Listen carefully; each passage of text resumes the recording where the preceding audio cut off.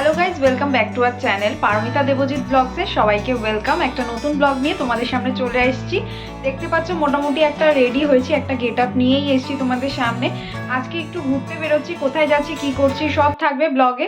আর চেষ্টা করব on day যদি বড় ব্লগ নাও দিতে পারি, ছোট ছোট শর্টস বানিয়ে বানিয়ে তোমাদের সাথে পোস্ট করে শেয়ার করে নেওয়ার। আর আজকে কোথায় যাচ্ছি সেটা তো রিভিল করবই অবশ্যই, কিছুক্ষণের মধ্যেই জানতে পারবে। আগে থেকে তোমাদেরকে কিছু বলিনি, তার কারণ ট্রেনের টিকিট সেই লাস্ট মোমেন্টের মতন কনফার্ম ছিল না। বাট তারপর কালকে কনফার্মেশন পেয়ে গেছিলাম, তৎকালে কাটা হয়েছিল টিকিট। তো কারা কারা যাচ্ছি সেগুলোও সব থাকবে, সব আপডেটের জন্য স্কিপ না করে ভিডিওটা দেখতে থাকো। আর এইখানে দেখো আমার ব্যাগ প্যাকিং কিন্তু রেডি। তো এটা আমি প্যাক করেই নিয়েছিলাম, প্যাকিং ভিডিও এর আগে শেয়ার করেছি বলে আর নতুন করে কিছু শেয়ার করলাম না।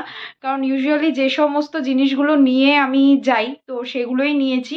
আর যা যা ড্রেস পরবো সেগুলো তো তোমরা দেখতেই পাবে, সেই জন্য আর নতুন করে কিছু আপডেটের ভিডিও করিনি। আর আজকে আমরা দুজন আলাদা আলাদা নিচ্ছি লাগেজ, আমারটা আমি আমার ব্যাগে নিচ্ছি, আর দেবজিতেরটা দেবজিৎ নিচ্ছে। কারণ একটা ব্যাগের মধ্যে ভীষণ হচপচ হয়ে যায়, আর বেশি লাগেজ টেনে নিয়ে যাওয়ার কোনো রিজন নেই। তার কারণ হচ্ছে আমরা খুব বেশি দিনের জন্য যাচ্ছি না। 6:45 মতন বাজে আর আমি একদম রেডি হয়ে গেছি, কারণ আমাদের ট্রেনটা আজকে হাওড়া বা শিয়ালদা স্টেশন থেকে নয়, সাঁতরাগাছি থেকে।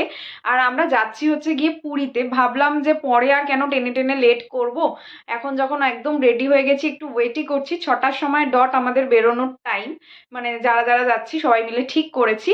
তো সেই মতন 6টা নাগাদ বেরোবো, এখনও হাতে 10-15 মিনিট টাইম আছে, তাই ভাবলাম তোমাদের সাথে একটু গল্পটা শেয়ার করেই নিই।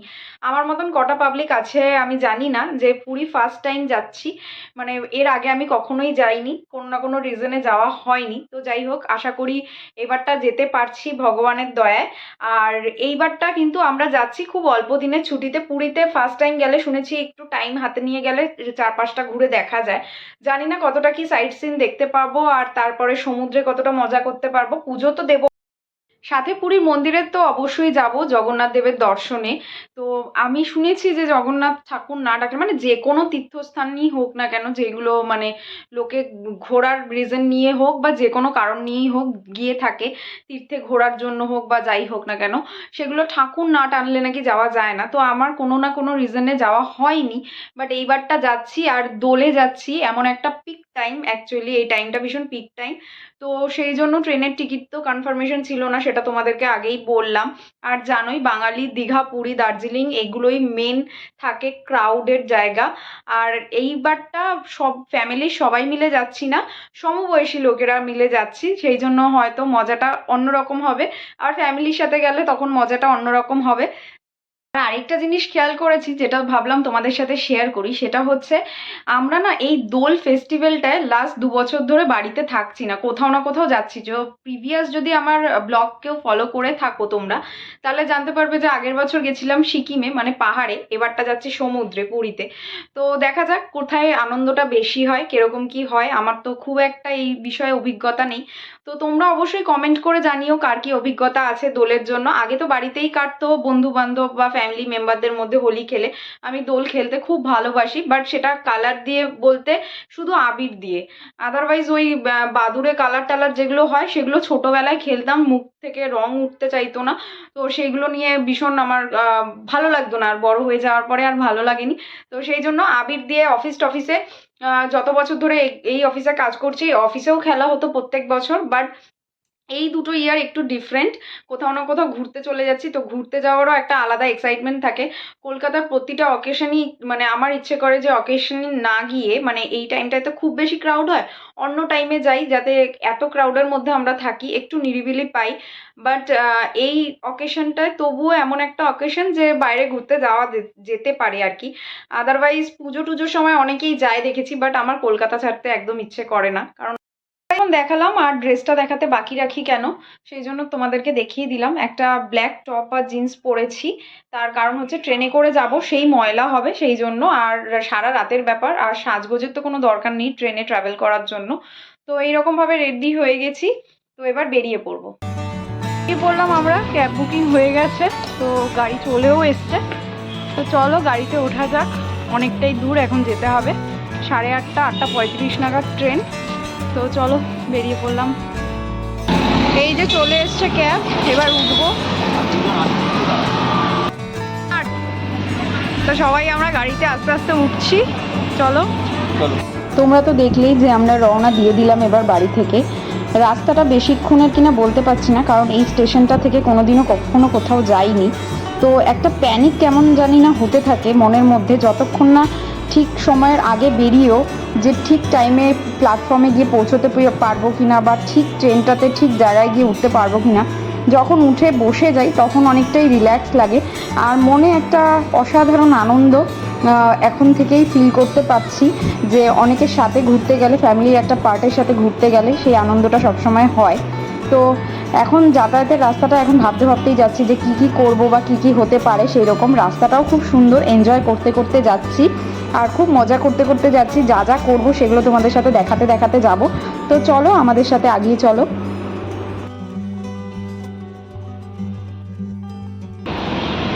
নেমে গেছি আমরা স্টেশনে, স্টেশন একদম কাছে। এই ক্যাবটা ছেড়ে দেওয়া হলো, এবার আগিয়ে যাচ্ছি স্টেশনের দিকে। চলো ভেতরে গিয়ে দেখা হচ্ছে।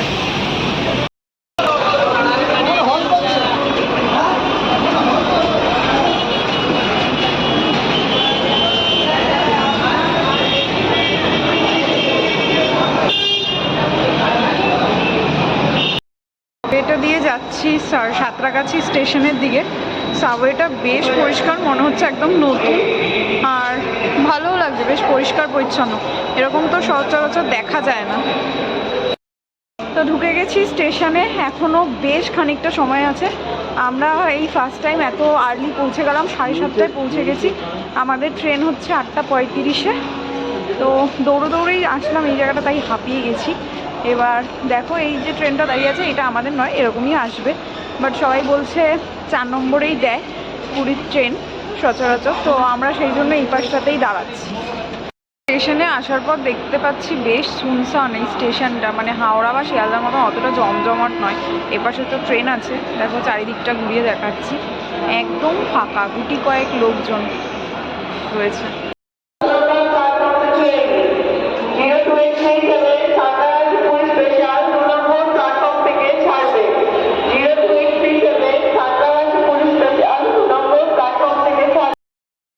স্টেশনের প্ল্যাটফর্মের নাম্বারটা চেঞ্জ হয়ে গেছে, সবাই বলছিল 4 থেকে ছাড়বে, বাট এখন জানা গেল যে অ্যানাউন্সমেন্টটা তোমাদেরকে শোনালাম 2 থেকে ছাড়বে। তো সেই জন্য আবার সিঁড়ি দিয়ে উঠে ওই পারটাতে যাচ্ছি 2 নম্বর স্টেশনের দিকে।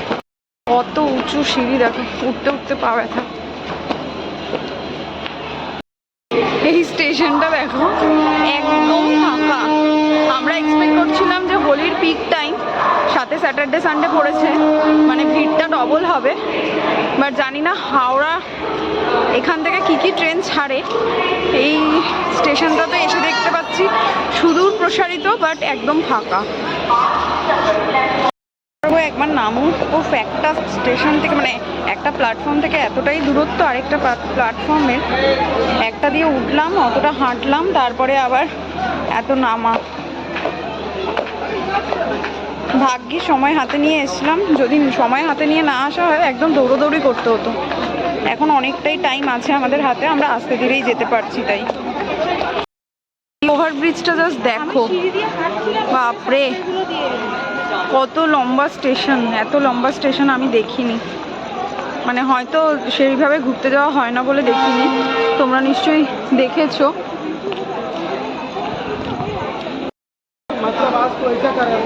এই জায়গাটা দেখে তাও একটু জমজমাট লাগছে, এতক্ষণ তো পুরো স্টেশনটা ফাঁকাই লাগছিল। এই জায়গাটা দেখে তাও মনে হচ্ছে যে না, মানুষজন বেশ ঘুরতে টুরতে যাচ্ছে বলে।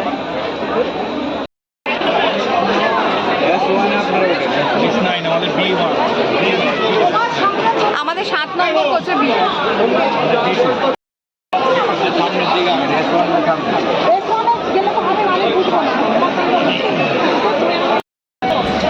কি বিচ্ছিরি ট্রেন।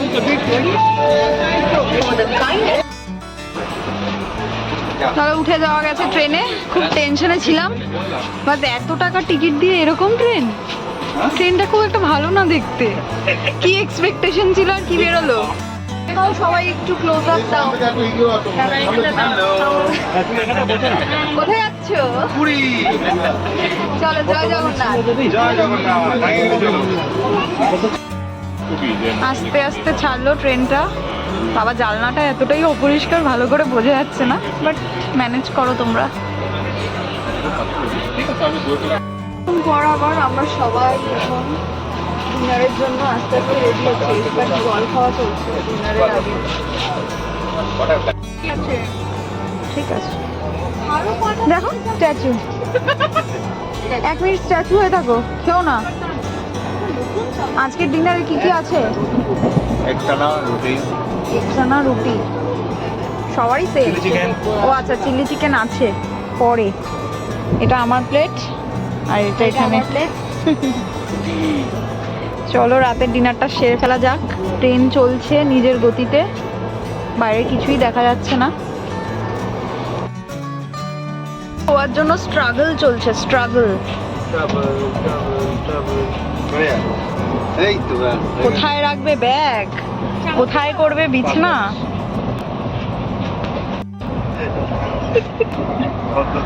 সব কিন্তু ব্লগে চলে যাবে আনকাট। একেই আমি সবার আগে উঠে পড়েছি বিছানায়।